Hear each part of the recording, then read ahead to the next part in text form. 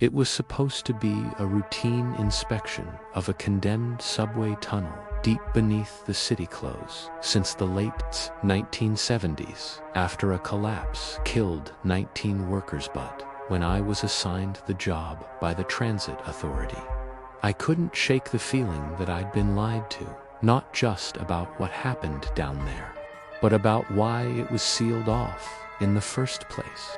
And it wasn't until I descended into that choking blackness, armed with nothing but a flashlight, a body cam, and a two-way radio, that I realized I had entered something far older than a tunnel something built around, a secret the earth never wanted uncovered.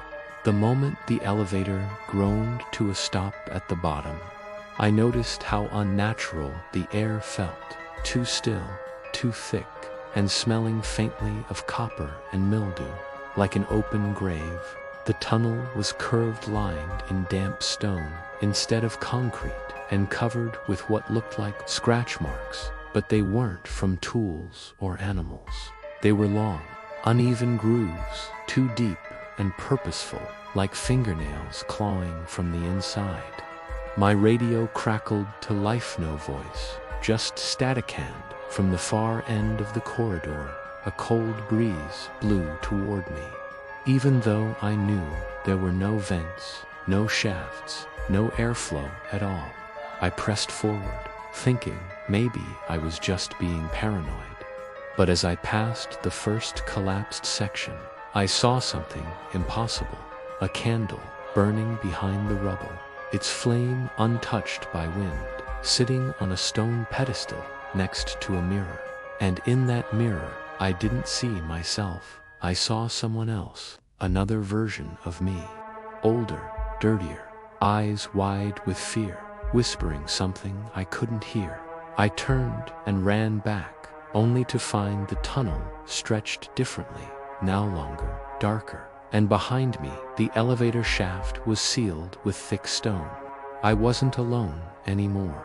I felt the presence before I heard it, the sound of barefoot steps slapping slowly on the wet stone behind me, the rhythm deliberate, like a metronome counting down. When I turned my light around, nothing was there, but the footprints were wet, fresh, leading straight toward me. I called on the radio, but the only reply was a faint voice whispering, "Why did you come back?" My heart froze. I hadn't told anyone about the nightmares I'd been having for weeks before this assignment. The dreams of being buried alive in dirt-covered tunnels, of hearing myself screaming from the other side of a wall, of clawing at rock until my nails broke off. I pressed on, deeper into the maze, passing signs written in a language I didn't recognize, symbols burned into stone, some still glowing faintly red. And then I found the chamber, a wide, circular room filled with rusted mining equipment, old lanterns, and a massive spiral staircase descending into blackness. On the walls, hundreds of names were carved, some fresh, some ancient, but all the same, my name, over and over, dozens of variations. Middle names I'd never told anyone, childhood nicknames. I nearly vomited. My flashlight flickered. I felt something brush past me in the dark. And then I heard a sound I will never forget. Dozen voices whispering in unison from all directions. "It has to be you this time." I descended the staircase, trying to escape, convinced this was a hallucination, a gas leak, something explainable, till I found the altar. It wasn't stone, it was bone. Human bones, stacked and fused together in a grotesque throne, and at its base lay my phone.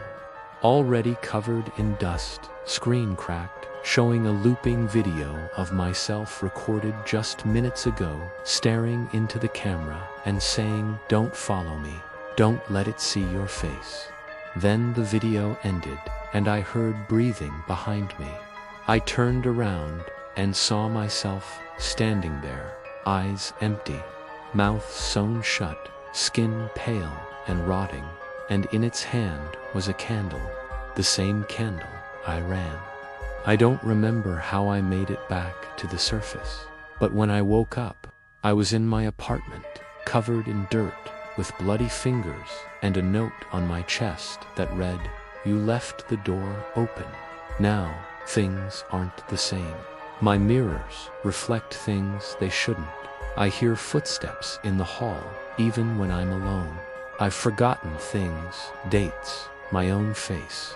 People look at me like I'm a stranger. And at night, I dream of the staircase. I hear the whispers, and I know it's only a matter of time before the tunnel calls me again, because I didn't finish what I started. And the thing I left down there is still waiting for me, or someone who looks just like me."